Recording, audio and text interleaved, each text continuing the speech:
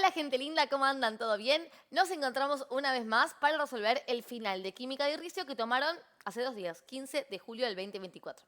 Comencemos con el punto 1. Dice, el ion T2+ es isoelectrónico con el anión monovalente que forma el segundo halógeno. Escribe la configuración electrónica de T en notación abreviada de gas noble. Bueno, buenísimo porque eso lo vemos en la tabla periódica, ¿no? Bien, a ver, primero hay que identificar quién es T antes de responder lo que pide.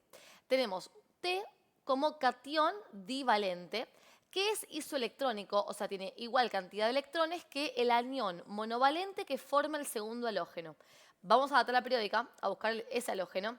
Los halógenos son los elementos del grupo 17, anteúltima columna de la tabla periódica, y el segundo sería el cloro, ¿no? Tenemos flúor el primero, cloro el segundo. Así que voy a anotar que es cloro y aparte su Z, porque viste que el Z siempre es importante. Número atómico 17. Bien. Cloro, número atómico 17. Y aparte me voy a anotar que este cloro es un anión monovalente, en realidad. Sería el cloruro. Bien, entonces, T2+ tiene la misma cantidad de electrones que cloro menos 1. Para reconocer quién es T, necesitamos su Z. Para conocer cuál es su Z, necesitamos conocer la cantidad de electrones, porque esto es un catión. Y los electrones de un catión se pueden calcular como el Z menos la carga, porque la carga, o sea, el 2, representa la cantidad de electrones que este elemento perdió para formar ese catión.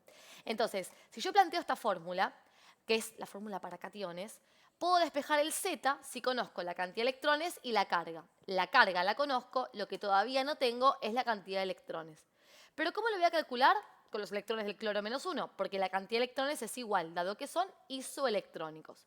Ahora el cloro es un anión, o sea que la cantidad de electrones va a ser igual al Z más la carga. ¿Por qué? Porque al ser anión recibió electrones y la carga, que es 1, representa cuántos electrones recibió.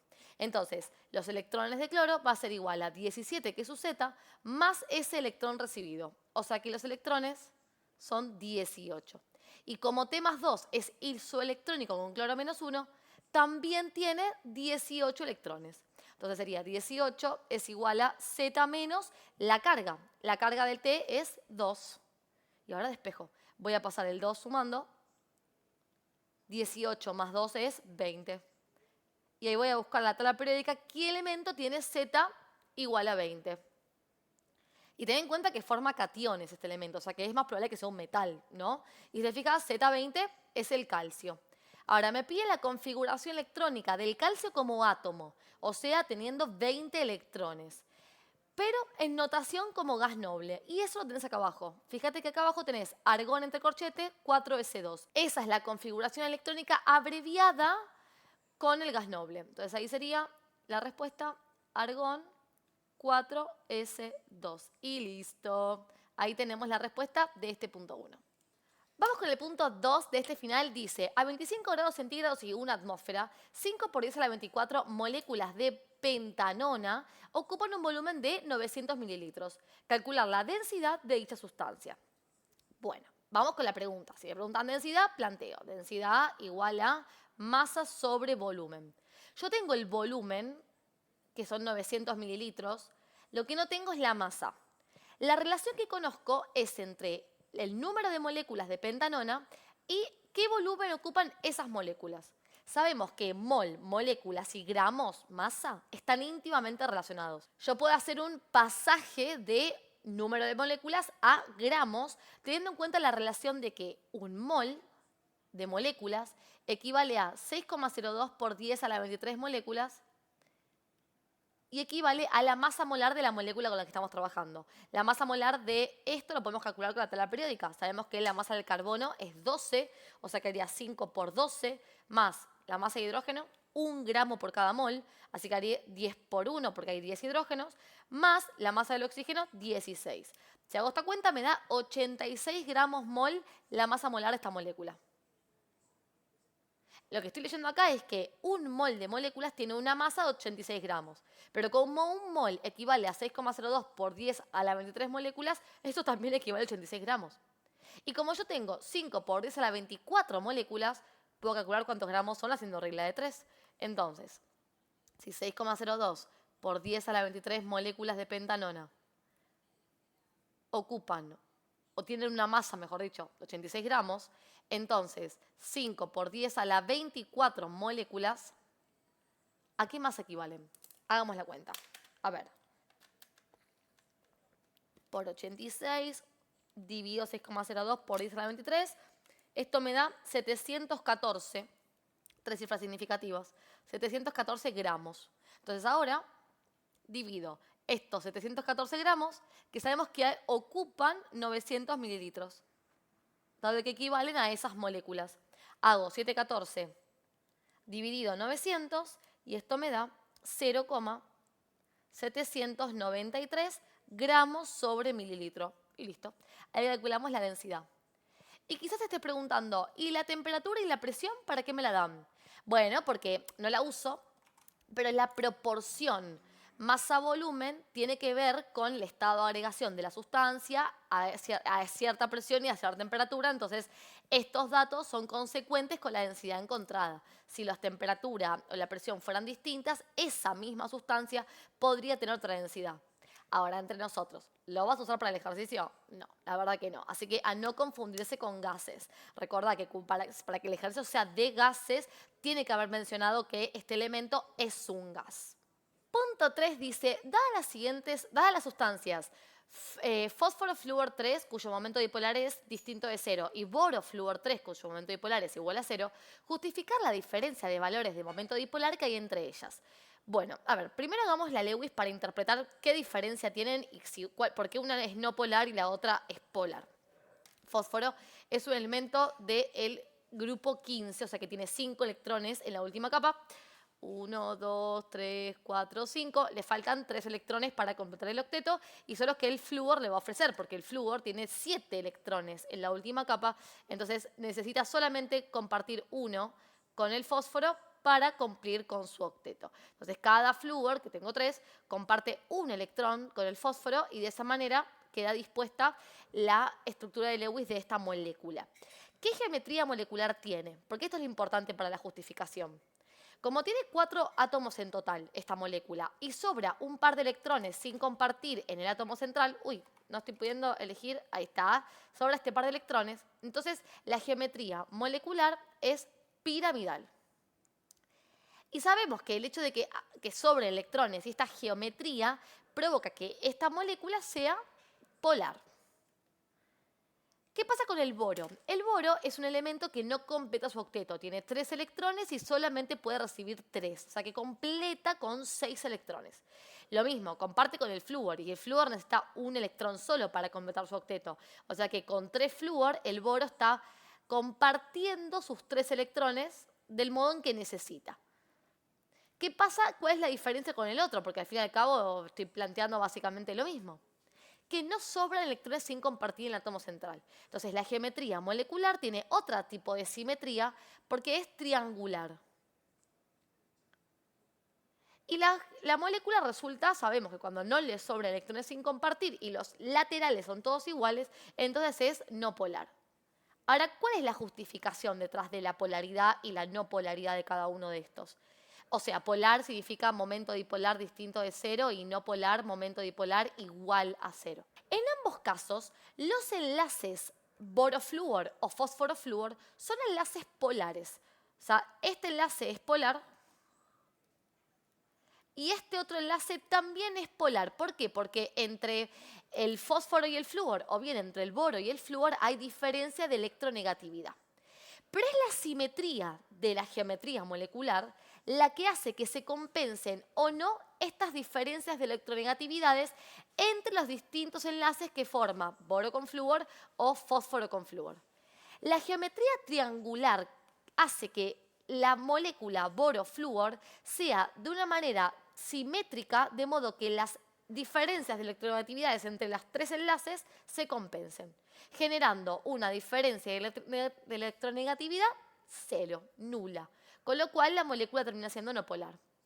En cambio, cuando sobran electrones sin compartir, la distribución de la molécula es asimétrica y la diferencia de electronegatividad de cada uno de estos enlaces polares no se compensan. Entonces la diferencia de electronegatividad es distinta de cero y la molécula resulta polar. Y con lo que acabo de decir, tenemos la justificación del punto 3. Punto 4 dice, dadas las moléculas de las siguientes sustancias, me dan hasta la E, de la A a la E, sustancias orgánicas, fíjate, dice, identificar aquellas que puedan formar enlaces hidrógeno con las moléculas de agua. Para que formen enlaces hidrógenos, tienen que tener oxidrilos, las moléculas, o sea que tienen que ser, las moléculas orgánicas me refiero, ¿no? O sea, tienen que ser alcoholes o ácidos carboxílicos. El resto no forma enlaces puente hidrógeno. Puede que sean enlaces, moléculas polares, pero no forman enlaces puente hidrógeno. ¿Quién más podría estar como candidato? Alguno que tenga amoníaco o un derivado del amoníaco en realidad. O sea, vamos a poner así como ion. Puede ser este o puede ser este ion también. Como por ejemplo las aminas, ¿sí? En ese caso también sería una sustancia que forma enlaces hidrógenos. ¿Por qué? Porque el enlace hidrógeno se da entre el hidrógeno y nitrógeno o flúor u oxígeno, ¿sí? Entonces, ¿quiénes son los candidatos? A ver, vamos a identificar una por una. ¿Qué tipo de compuesto es esto? Un ácido carboxílico. ¿Cómo lo veo? A ver. Tenemos hidrógeno unido a carbono y este carbono está unido a un oxígeno por enlace doble y a un oxidrilo por enlace simple. ¿Sí? Acuérdate, la notación COOH es de un ácido carboxílico. Tiene un oxidrilo, con lo cual este forma enlaces puente hidrógeno con el agua. ¿Qué pasa con toda esta sustancia? A ver, tenemos 1, 2, 3, 4, 5 carbonos y los enlaces entre los carbonos se ve que son simples porque cada carbono del medio tiene 2 hidrógenos. Entonces, es un alcano con 5 carbonos, un pentano. El pentano, ¿tiene oxidrilos? Bueno, por lo visto no. Entonces, este no va a formar enlaces hidrógeno. ¿Qué pasa con el C? Tenemos carbono, hidrógeno 3, carbono, hidrógeno 2, cloro. Un halogenuro tampoco tiene oxidrilos, ni aminas, ni tampoco tiene flúor. Con lo cual, aunque tenga cloro, que es un halógeno, no me alcanza para que forme puente hidrógeno porque ese halógeno no es el ion flúor. Así que no puede formar enlaces puente hidrógeno tampoco. ¿Qué pasa con el D? Tenemos un alqueno. Fíjate que tenemos un doble enlace por ahí. ¿Sí? A diferencia de este que era un alcano, alqueno no tiene oxidrilo, no tiene un derivado de la amina, no tiene flúor, no forma enlaces hidrógeno. ¿Y qué más tenemos acá? E. A ver, ¿qué es esto? Esto que se pueden confundir con alcohol. Esto es una cetona. Me doy cuenta que es cetona porque tiene un oxígeno unido a carbono y esa unión es un doble enlace. Es así, mira, carbono, hidrógeno 3, carbono, doble enlace con oxígeno y luego unido a carbono, hidrógeno 3. ¿Cómo me di cuenta que es así la sustancia y no es, por ejemplo, un éter? ¿No? Que el éter también tenía una rama de carbonos por un lado, oxígeno y otra rama de carbonos por el otro. Y bueno, por la cantidad de enlaces de este carbono, porque este carbono, fíjate que no tiene unido hidrógenos, ¿no? De ser un éter, necesitaría 2 enlaces más que el que forma con este carbono y este oxígeno. Así que habría que tener por acá 2 hidrógenos y en este caso no los tenemos. Con lo cual, esta representación de un carbono al lado pegado a un oxígeno representa una acetona. Pero la acetona no tiene oxidrilos, no tiene oxígeno unido a hidrógeno. Tampoco tiene aminas, así que por acá la cosa tampoco va. Este tampoco forma enlaces puente hidrógeno. O sea que el único candidato que puede formar enlaces hidrógenos con el agua es el ácido carboxílico, o sea, el A. Y esa es la respuesta de este ejercicio.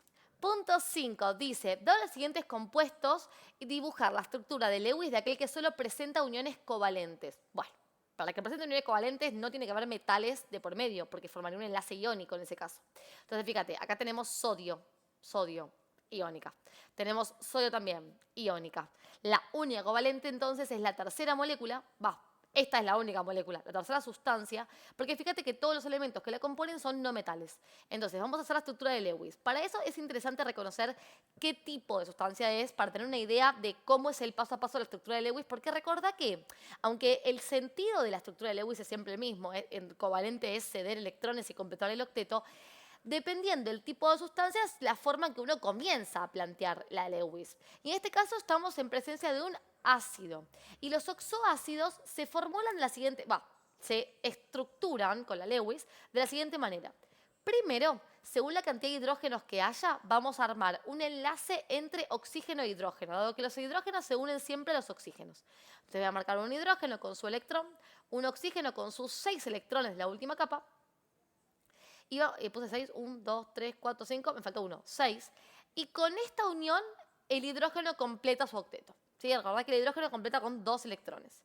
Como tengo 2 hidrógenos, voy a armar otro oxígeno separado del anterior, con sus 6 electrones, y también va a compartir un hidrógeno un electrón con el hidrógeno, con el otro hidrógeno. A veces te puedes preguntar, ¿pero no puedo unirle el otro hidrógeno al mismo oxígeno? No, porque no tendría ahora espacio para unir el carbono, ¿sí? Un hidrógeno para cada oxígeno. Ahora sí, estos oxígenos que formé los voy a unir por Lewis al carbono, átomo central. Entonces el carbono tiene 4 electrones en la última capa, entonces vamos a poner uno para compartir con este oxígeno, otro para compartir con este oxígeno, y de esa forma los oxígenos completan su octeto, y los otros 2 electrones los voy a poner por acá abajo, por ejemplo. Y ahí el carbono llega a 6 electrones, porque el carbono tiene 4, más estos 2 percibidos por los oxígenos, tiene ahora 6. Le faltan 2 para completar el octeto. Pero también fíjate que falta un oxígeno por poner, porque yo usé 2 nada más de los 3 que tiene la molécula. Agrego el otro oxígeno que va a compartir 2 electrones con el carbono. De esa forma, tanto oxígeno como carbono completan el octeto. Y listo. Ejercicio 6 de este final dice: el esquema siguiente representa porciones nanoscópicas de los gases indicados contenidos en recipientes rígidos iguales. Indique cuál o cuáles de las siguientes afirmaciones son correctas. A ver, ¿qué tenemos acá? Tenemos en el primero 4 átomos de helio, parece ser, o 4 moles, no sé cómo lo tomarán, ahora vamos a leerlo de vuelta. Después acá tenemos, perdón, son 5, no 4. Acá tenemos 1, 2, 3, 4, 5, o sea, misma cantidad, pero de oxígeno 2 y 1, 2, bueno, en todos hay 5, lo que sea, átomos o moles de SO2. Lo importante es que no es gramos, ¿eh? O sea, cuando cantamos, estamos hablando de cantidad. Puede ser moles o puede ser átomos, que al fin y al cabo, entonces, representa lo mismo, no importa quién sea el elemento en cuestión. Entonces, dice, en el a igual temperatura, el volumen molar de los gases será el mismo en los 3 recipientes. Ok, bien. A ver, chequemos la fórmula de presión por volumen igual a moles por R por T y que me dé la información. A ver, P por B es igual a N por R por T. Volumen molar, que es lo que me habla acá, es volumen dividido moles. O sea que a mí me gustaría, de hecho moles lo puedo escribir como N, a mí me gustaría de la fórmula de P por B poder agrupar volumen con moles para reemplazar por ello volumen molar y ver qué relación tiene el volumen molar con la temperatura, ¿sí? Entonces, voy a pasar dividiendo N para este lado y P para este otro, de modo que me quede B dividido N igual a R por T sobre P. Fíjate que acá aparece volumen molar. Volumen molar es igual a R por T dividido presión. Lo que me dicen acá es que los tres recipientes estarían a igual temperatura. Además, sabemos que los recipientes son rígidos, o sea que el volumen no varía y que la cantidad de gas es para todos iguales. O sea, de no variar la temperatura, ¿qué pasaría con el volumen molar? De ser todas temperaturas iguales, ¿qué pasa con el volumen molar? Y entiendo que sería el mismo, ¿no? Ahora la pregunta es, ¿depende de la temperatura? Porque en todo caso entonces diría, no sé, porque no sé qué pasa con la presión. O sea, la presión podría variar aunque la temperatura se mantenga constante. Entonces, si varía la presión, el volumen molar va a variar también. Freno de mano ahora. Dice recipiente rígido. O sea, el volumen no varía. De por sí el volumen no varía. Ahora, además, en este caso, no me dicen que se agregue o se quite gas de los recipientes. Y la cantidad de gas que hay en todos los recipientes es la misma. O sea que entre los recipientes, N tampoco varía. Entonces tenemos 3 recipientes rígidos iguales, volumen invariable y el mismo volumen porque son iguales. Y aparte, la cantidad de gas que hay en cada uno de ellos también es la misma. no me hace falta pensar en la temperatura y en la presión, entonces. O sea, volumen molar no varía porque no varía el volumen ni la cantidad de gas que hay en cada recipiente. Entonces, la respuesta A es correcta. ¿Sí? Aparte, te quiero hacer una aclaración extra respecto a lo que dije hace un ratito. Viste que yo te comentaba que si, por ejemplo, la temperatura es constante, pero la presión variaba, el volumen molar podría variar, ¿no? Vayamos un poquito más arriba.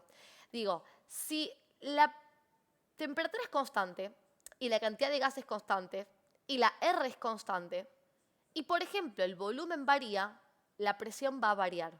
O por el contrario, si nos sujetamos a lo que estábamos comentando antes, si la presión varía, el volumen va a variar sí o sí. No puede variar un parámetro solo y todo el resto mantenerse constante. ¿De acuerdo? Entonces, lo que entiendo a su vez es que la presión en todos los recipientes también tiene que ser la misma. A igual temperatura, ¿no? Porque si la cantidad de gas que hay en cada recipiente es el mismo, y el volumen de cada recipiente es el mismo, y la temperatura es la misma, entonces por consecuencia la presión tiene que ser la misma. Y si no lo entendés de forma química, o física en este caso, entendelo matemáticamente. Si tengo todos estos mismos datos y despejo para calcular presión, la cuenta me va a dar lo mismo, ¿sí? O sea que no solamente el volumen molar sabemos que no va a variar entre los recipientes por estas condiciones dadas en el enunciado, sino porque a su vez, si el volumen no varía, la temperatura no varía, la presión tampoco varía, entonces el volumen molar tampoco va a variar, ¿sí?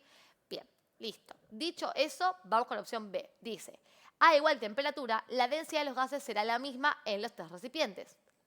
Freno de mano ahí también, porque densidad es masa sobre volumen. Y lo importante está acá arriba, en masa. Los volúmenes de los tres recipientes son iguales, o sea que esta cosa no varía, pero la masa no es la misma.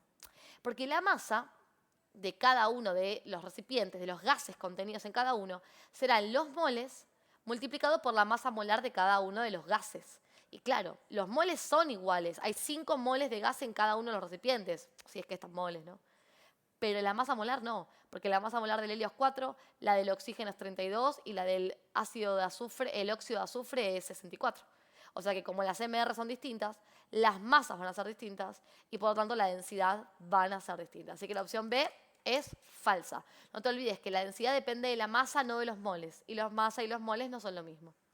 C. La presión de los gases será la misma en los tres recipientes, aunque varíe la temperatura de uno de ellos. Bueno, en este caso justamente pasa lo que te contaba al principio, ¿viste? O sea, si la presión de los gases será la misma, aunque varíe la temperatura. Vamos de vuelta con la fórmula de P por B. Ya sabemos que el volumen no puede variar porque los recipientes son rígidos, son todos iguales.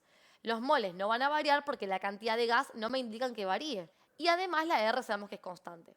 Entonces, si varía la temperatura, si varía este parámetro, necesariamente tiene que variar este, porque el resto sabemos por enunciado que es constante. Temperatura y presión pueden variar, pero esos volumen y moles, no pueden variar.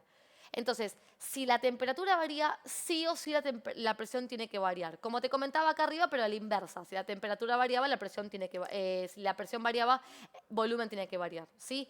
Así que sí o sí tienen que variar dos parámetros de una misma fórmula de proporcionalidad. La opción C es falsa. Y la D dice, a igual temperatura se cumple que la presión de SO2 es mayor que la presión de oxígeno y es mayor que la presión de helio. Y eso lo comenté hace un ratito. Como los volúmenes son todos iguales y los moles son todos iguales y las temperaturas son iguales en esta opción D, entonces la presión no le queda otra que ser todas iguales. Así que a igual volumen, temperatura y moles, presión igual. La única opción correcta es la A. Punto 7 de este final, y si hasta acá te viene gustando la clase, te pido que te suscribas a mi canal, un comentario, un me gusta, todo me ayuda a llegar a más gente como vos, a la que seguramente le pueda estar sirviendo esta clase. De hecho, si tenés a alguien con quien compartirlo, bueno, tenés el botoncito de compartir también por ahí, para compartirlo con tus facu amigos que quizás te lo van a agradecer. Bien, vamos con el punto 7, dice... Se dispone de 3 frascos con distintas soluciones acuosas de cloruro de calcio.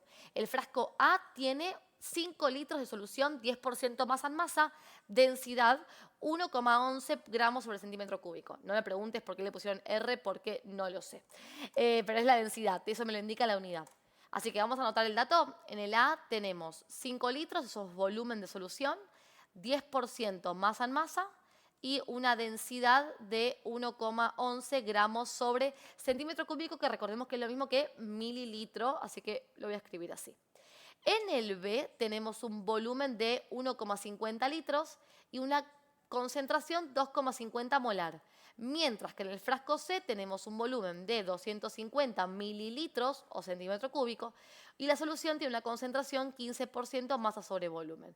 Y me pide que ordene las soluciones según la concentración molar creciente y masa de soluto creciente.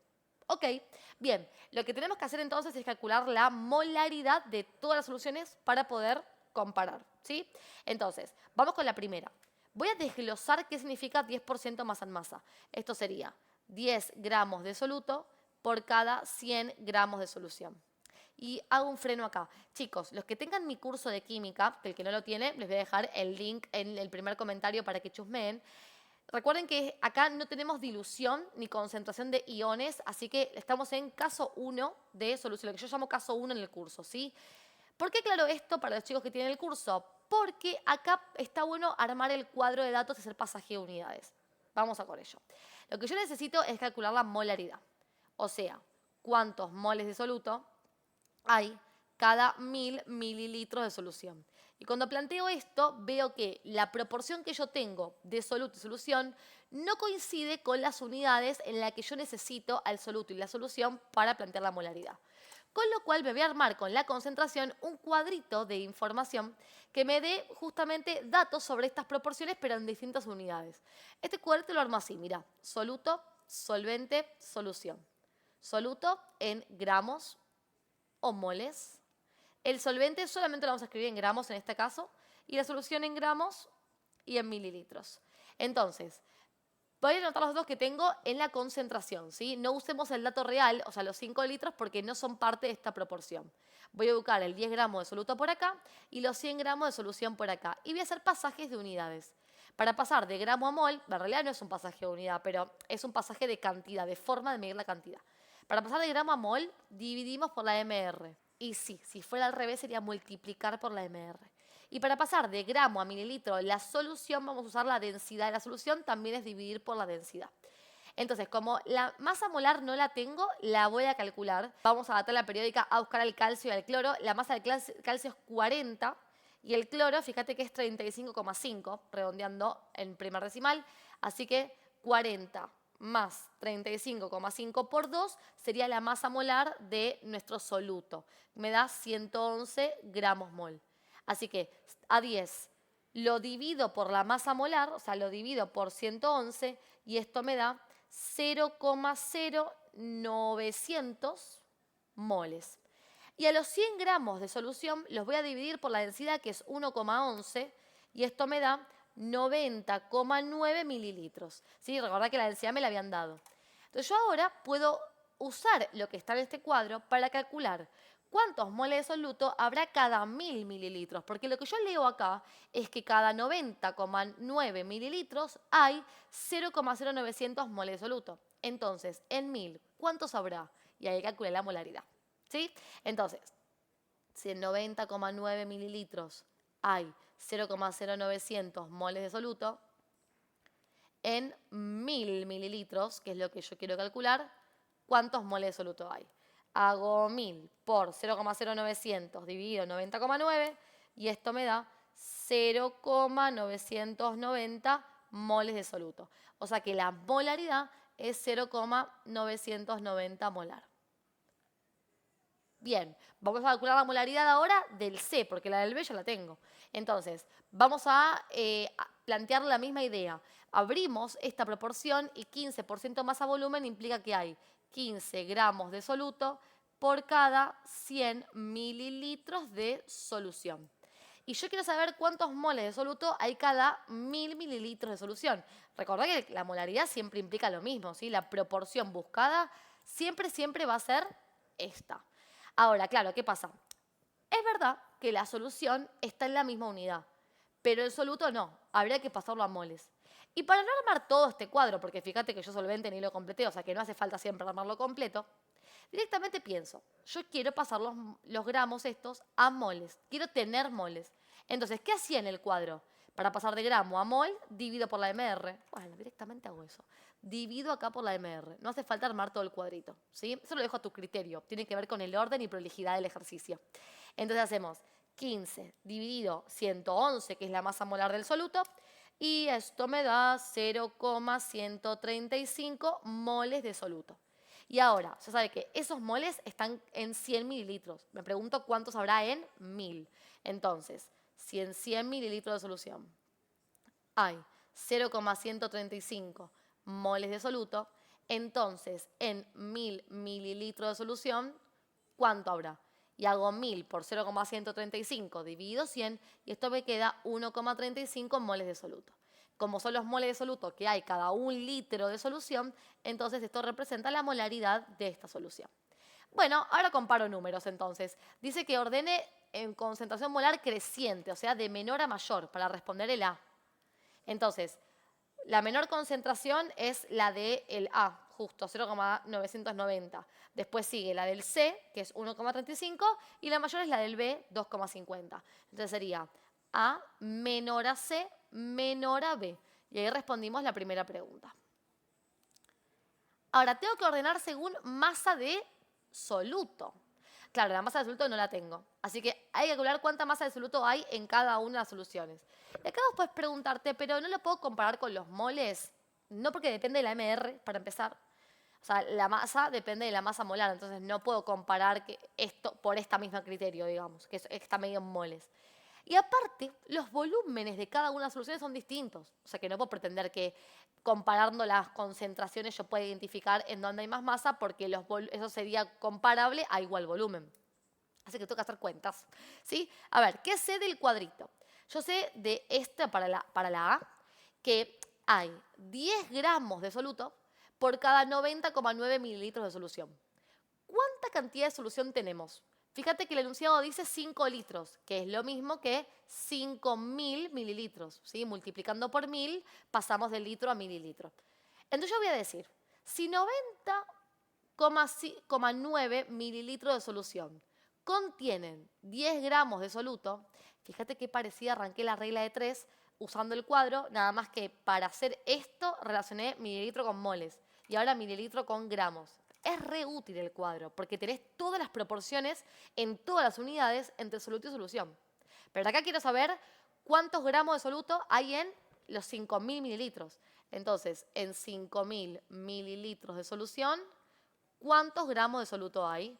Y voy a hacer entonces 5.000 por 10 dividido 90,9. Y esto me da 550. Estoy escribiendo horrible. Ahí está.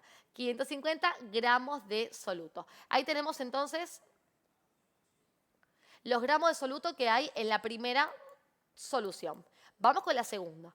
En la segunda tenemos el volumen y tenemos la molaridad, con lo cual yo podría calcular en todo caso moles, porque esto significa que hay 2,50 moles de soluto por cada 1000 mililitros de solución o bien 1 litro de solución. Hay varios caminos para resolver este ejercicio, esta parte del ejercicio para calcular la masa que hay en B, pero creo que la forma más simple es seguir con el mismo criterio, o sea, teniendo en cuenta esta información, como yo quiero gramos del soluto y acá tengo moles, bueno, los moles los voy a pasar a gramos primero, o sea que voy a multiplicar por la MR, ahora hago 2,50 por 111, que me da 277 gramos. Y luego hago la regla de 3 simple para ver cuántos gramos hay en este volumen, que está en litros y lo puedo pasar a mililitros multiplicando por 1000, serían 1500 mililitros. Entonces ahí puedo decir, si en 1000 mililitros hay 277 gramos de soluto, entonces en 1500 mililitros, ¿cuánto? 1500 por 277 dividido 1000 me da 415 gramos de soluto. Bien, fíjate que yo te decía hace un ratito, se puede hacer en otro camino también, porque, a ver, yo podría haber calculado cuántos moles de soluto hay en los 1500 mililitros o cuántos en 1,5 si usás litro en vez de mililitro, y después de esos moles obtenidos pasarlo a gramos multiplicando por la MR. O sea, el proceso debe ser inverso, pero llego a lo mismo. ¿Sí? Listo, tengo los gramos de B, vamos con los gramos de C, que es el que me falta. y yo tengo 250 mililitros y la proporción de la concentración me dice que hay 15 gramos de soluto por cada 100 mililitros. Entonces yo voy a decir, si en 100 mililitros hay 15 gramos de soluto, entonces en 250 mililitros, que es lo que tengo realmente, ¿cuántos gramos de soluto hay? Hago entonces 250 por 15 dividido 100 y esto me da 37,5 gramos de soluto. Sí, en este caso, fíjate que relacioné mililitro con gramo, porque yo quería masa. ¿Sí? Otra vez el cuadro de pasaje de unidades siendo súper útil. Vos podés relacionar lo que quieras con lo que quieras. Da lo mismo, es en función de tus necesidades. Y bueno, ahora que tengo las tres masas, vamos a comparar quién tiene ¿es de menor a mayor? Sí, dice ordenar según masa de soluto creciente. La menor es la del C, que nos dio 37,5. Le sigue B con 415 y por último A, que es el de 550. Entonces, la respuesta sería C menor a B menor a A. Y mira cómo cambió respecto a la variación de la concentración, ¿no? Totalmente otra distribución. Bueno, claro, porque no tiene nada que ver la concentración con la cantidad real que tenemos de soluto.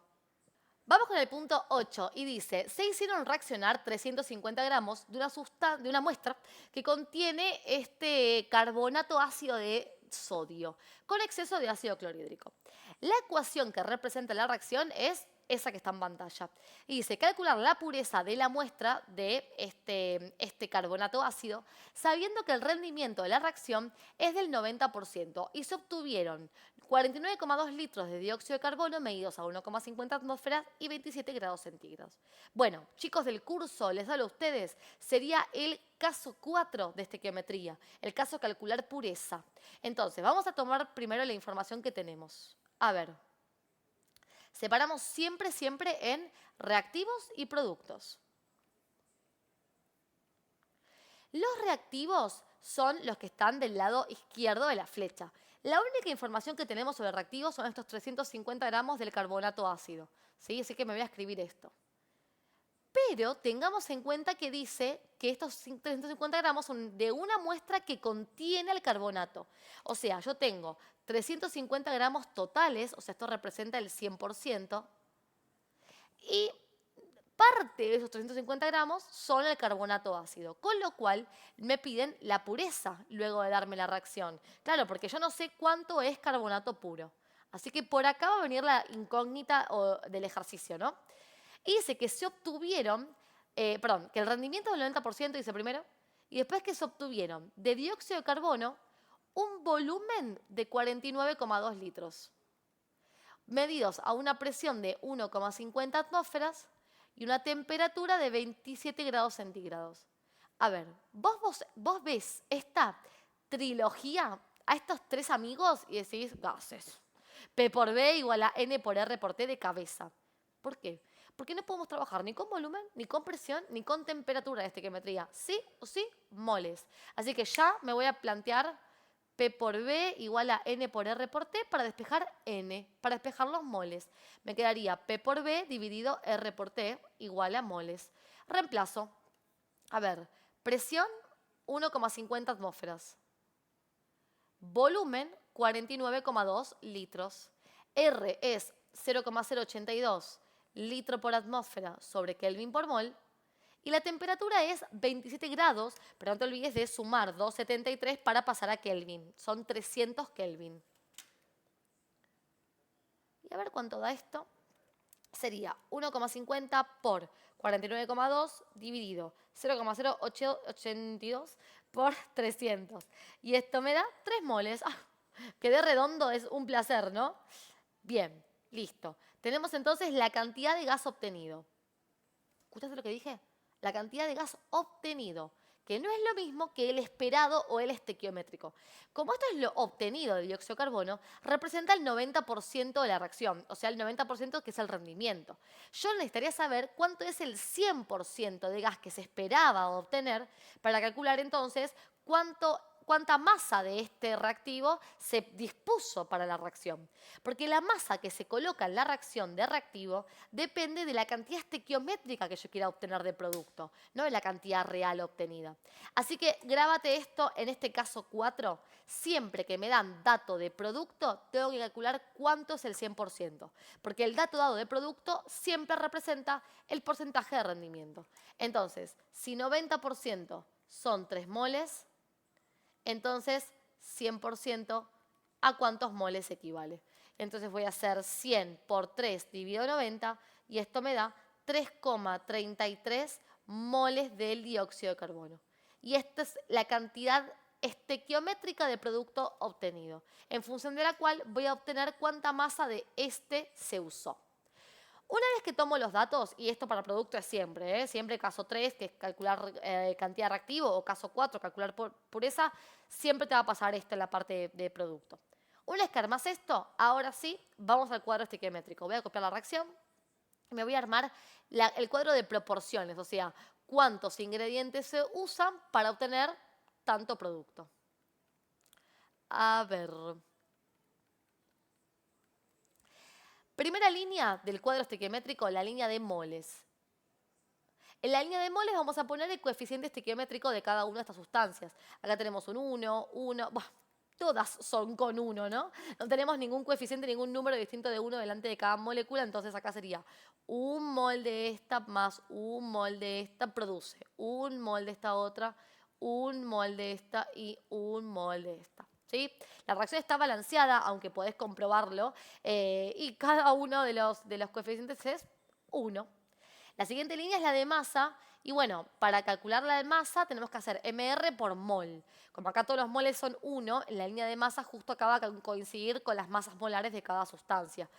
¿Qué voy a hacer yo? Voy a completar solamente esta y esta, que son la de los datos que voy a usar, por lo que el ejercicio dio como información. Pero bueno, vos podés completarla toda, si querés, y corroborar que se cumpla la ley de Lavoisier. O sea, que las masas de estos dos equivalen a las masas de estos tres, ¿sí? Bien, ley de conservación de la masa. Pero bueno, yo no lo voy a hacer así, voy a confiar en mis operaciones. Y a ver, tenemos la masa molar del sodio, tabla periódica 23, más un hidrógeno, masa 1, más un carbono, masa 12, más 3 oxígenos, o sea, 3 por 16. Esto me da 84 gramos. Y en cuanto al dióxido de carbono, tenemos 12 del carbono más 2 por 16 del oxígeno, eso me da 44 gramos. Bien, ahora viene la parte de ubicar los datos. Debajo del dióxido de carbono voy a poner la cantidad estequiométrica de dióxido de carbono, que serían los 3,33 moles. Esto va en una línea a la que yo le llamo datos. ¿Y qué es lo que voy a calcular? Voy a calcular los gramos de este reactivo. Yo sé que me dieron gramos, pero eso no es puro ese reactivo. Entonces yo lo que voy a hacer es calcular cuántos gramos de ese reactivo son puros, colocando acá X gramos. Y voy a hacer estequiometría. Voy a hacer una regla de 3 entre este producto y este reactivo para ver cuánto se usó de reactivo para producir esa cantidad de producto, el producto estequiométrico. Entonces, como acá tengo moles, de esta columna me conviene usar la información estequiométrica en moles. Y como acá yo quiero gramos, voy a usar gramos. Y con lo seleccionado armo la regla de 3. Me queda que si un mol de dióxido de carbono se produce a partir de 84 gramos de el carbonato ácido de sodio, entonces 3,33 moles del dióxido de carbono, ¿a partir de cuánta masa de este reactivo se produce? Hago 3,33 por 84 dividido 1 y esto me da 280, redondeando entre cifras, gramos de este carbonato ácido. Claro, teníamos 350 gramos, pero solamente era puro 280 gramos. Entonces ahí podemos calcular el porcentaje, porque vamos a decir, bueno, ok, entonces, si de 350 gramos es el 100% de la reacción, entonces 280 gramos, ¿qué parte de la fracción representa?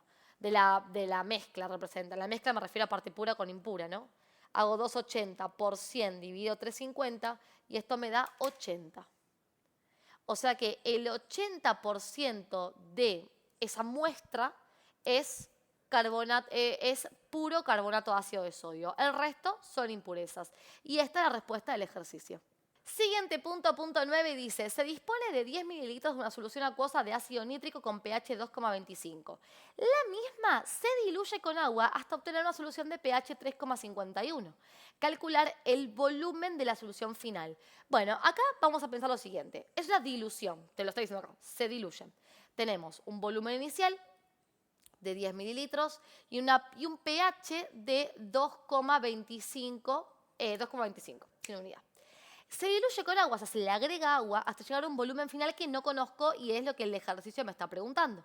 Y el pH de esta solución final es 3,51. Bueno, a mí mucho la fórmula de concentración inicial por volumen inicial igual a concentración final por volumen final no me gusta porque no siempre se puede usar. Pero cuando tenemos exactamente estos datos, que son los volúmenes y los pHs de una solución ácida, puedo hacer lo siguiente. Con el pH planteo la concentración de oxonios de cada una de las soluciones. La concentración de oxonios, recuerda que se calcula como 10 a la menos pH. O sea que para la solución inicial, la concentración de oxonios sería 10 a la menos 2,25 molar, ¿no? La unidad es molaridad, mol sobre litro. Y para esta, la concentración de oxonios será 10 a la menos 3,51, que es el pH de esta solución final. Entonces voy a plantear que volumen inicial por concentración inicial, y la concentración puede ser la de los oxonios, es igual a volumen final por concentración final. Y planteando esto, despejo volumen final. Y hago acá freno de mano, porfa, acordate que esto se puede hacer porque tenemos esta información. Si por cualquier casualidad me dieran, por ejemplo, el pH de uno y el porcentaje masa volumen de la otra, esto así no se puede hacer. Y tenés videos en mi canal, en la sección de, puedes buscar en la lista de reproducción de química, ejercicios de ácido-base donde tenemos dilución y tenés el procedimiento paso a paso de cómo se resuelven diluciones con ácido-base, donde esta fórmula conviene no usarla, ¿sí?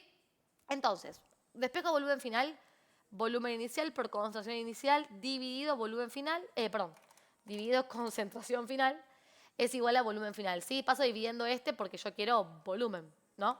Matemática. Reemplazo. Volumen inicial, 10 mililitros. Concentración inicial lo voy a escribir así, como 10 elevado a la menos 2,25 molar. Si vos querías resolver esto, bueno, ponés la respuesta, no hay problema. ¿Sí? Yo lo voy a resolver todo junto, por eso lo dejo así. Después, en el denominador voy a poner la concentración final.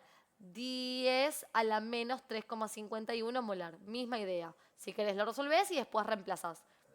Y ahora cuentas.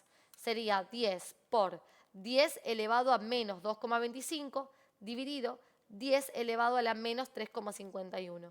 Y esto me da 182. Y fíjate, se va molaridad con molaridad y me queda mililitros. Y este es el volumen final. Listo. Ahí llegamos a la respuesta del ejercicio. Se resolvió bastante simple por las características del ejercicio, así que ten en cuenta esta fórmula desde ya. Y si fuera una base, se puede hacer tranquilamente, nada más que tener en cuenta usar el pOH para calcular la concentración de oxidrilos en lugar del pH. Último punto de este examen final y te quiero desear muchos éxitos en tu examen, que te vaya muy bien. Háblate bonito, decite yo sé, yo voy a poder con esta materia y este examen me lo saco de encima fácil. Vas a ver que con un poco de práctica de finales vas a llegar a tu objetivo. Pero eso sí, te recomiendo estudia de finales, practica finales, tenés más en la lista de reproducción de finales que tengo subida a mi canal de YouTube. También tenés mis ejercicios de mis cursos que, como te comentaba, te dejo el link en la descripción de este video y en los comentarios. Pero practica finales, repasá de ahí y anda con confianza a tu examen y después, por favor, me contás cómo te va. Me dejás un mensajito por acá. Che, Maca, me fue muy bien. O Che, Maca, hay que volver a intentarlo y no pasa nada. Bien, vamos con el último punto. Dice, se dispone de una solución de ácido acético, masa molar 60 gramos mol, pKa 4,74. Eso tiene que hacer una lámpara en voz y decir, ácido débil, cuyo pH es de 2,52. Y me pide la concentración del soluto, pero expresada en porcentaje masa-volumen. Bueno, el soluto es el ácido. Y yo lo que podría calcular a partir de pH y demás es la concentración del ácido. La concentración inicial del ácido, porque acá no me dice que calcule la concentración en equilibrio.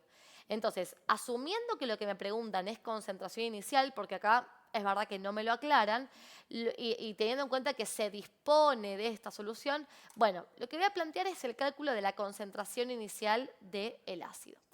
¿Qué sabemos? Que K es igual a x al cuadrado dividido concentración de equilibrio, donde x al cuadrado es la concentración de oxonios al cuadrado, que se calcula como 10 a la menos pH. 10 a la menos pH en este caso sería 10 a la menos 2,52. Acordate de diferenciar si es una base, acá sería Kb, y X representaría la concentración de oxidrilos, 10 a la menos pOH. Ojo a esa diferencia que es importante. Hago 10 elevado a menos 2,52 y esto me da 3,02 por 10 a la menos 3 molar, concentración de oxonios. La concentración de equilibrio es lo que yo buscaría despejar y la K no la tengo, pero la puedo calcular porque K es igual a 10 a la menos pK.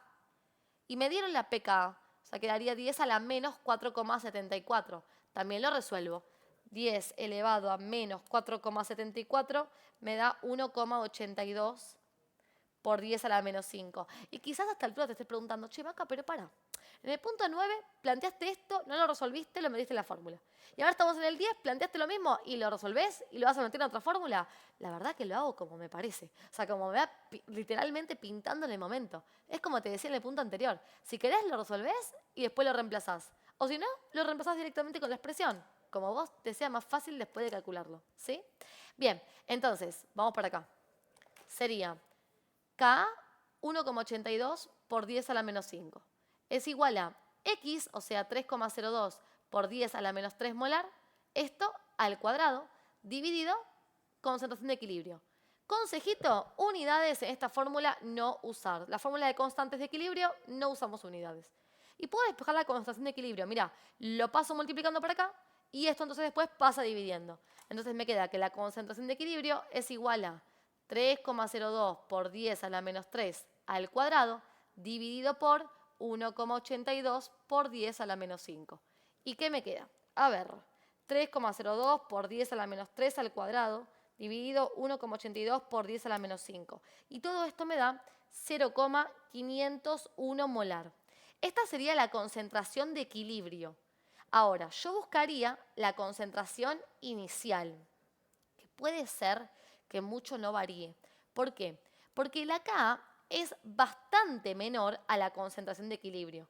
De hecho, siendo un poco más precisos, la concentración de oxonios es bastante menor, 2 decimales menor, en cuanto a proporción de cantidad de ceros, que la concentración de equilibrio. Y la concentración de equilibrio es igual a la inicial menos X. Si yo quiero despejar la inicial y X pasa sumando, imagínate que X, que es esto, mucha cosquilla no le va a hacer a la concentración de equilibrio. Entonces, por eso digo, es muy probable que acá no me aclaren qué concentración es, si la inicial o la de equilibrio, porque al fin y al cabo van a ser prácticamente la misma, ¿sí? Pero yo lo voy a hacer con la inicial. ¿Sí? Lo voy a hacer con la inicial, así que voy a despejar de acá. Me queda concentración de equilibrio más X es la concentración inicial. O sea, 0,501 molar más 3,02 por 10 a la menos 3 molar es igual a la concentración inicial. Y a ver qué diferencia me suma. A ver, creo que me va a sumar un 502 en vez de 501. Probemos, probemos. No, 504, un poquito más. 0,504 molar. Sí, pero cuando la diferencia es en el tercer decimal, imagínate que es muy chiquitita la diferencia. Bien, listo. Tengo la concentración. Como te decía, me preguntaron una concentración, yo calculo la que puedo.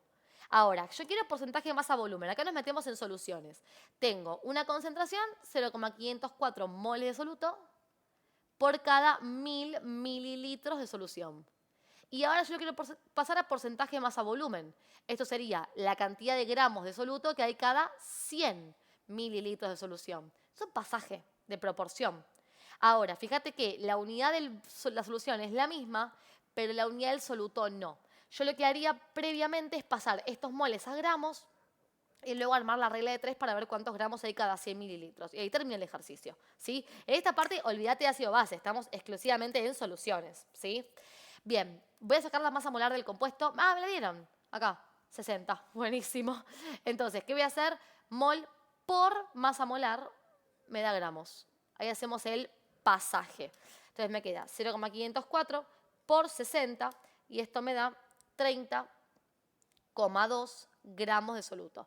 O sea que hay 30,2 gramos cada 1000 mililitros. La pregunta es cuánto hay en 100. Entonces, si en 100 mililitros de 100.000 mililitros de solución, nos sacamos por acá, hay 30,2 gramos de soluto, en 100 mililitros de solución, ¿cuánto va a haber? Hago 100 por 30,2 dividido 1000 y esto me da 3,02 gramos de soluto. O sea que el porcentaje, la concentración, va a ser 3,02% masa volumen. Y listo. Ahí terminamos este punto 10. Y hasta acá este final. Espero que te sea de mucha ayuda, muchos éxitos y nos vemos en la próxima clase. Adiós.